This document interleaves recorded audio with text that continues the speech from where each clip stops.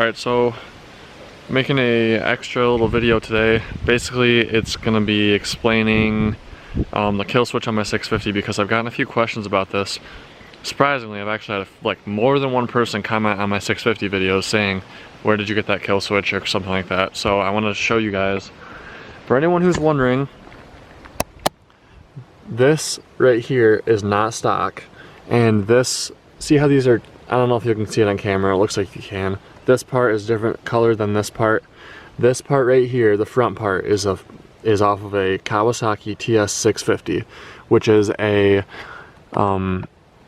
sit-down jet ski that Kawasaki made in the 90s. And all you have to do to get this kill switch onto the 650 is you have to find someone who has this wiring, or who has this switch. I bought mine with the wiring harness, or wiring, or whatever you want to call it, but I did not use the wiring. I just took the faceplate off and swapped it onto here. And that's all it takes. And it's a known thing to do in the stand-up world, but I'm not sure if there's a video on it on YouTube, so I figured I would make one.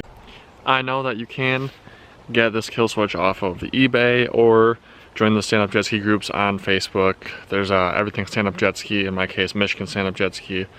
There's a 650 group, etc.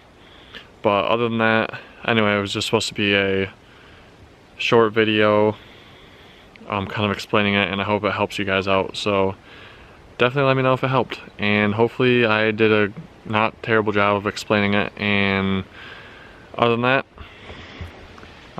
look forward to more jet ski videos soon. I figured this would be a easy video that I could film today. There's the GSX, the SXR is on that side here, and then this is a 650. So thanks for watching. Make sure to leave a like and a thumbs up if you found this video helpful, and definitely leave it down in the comments.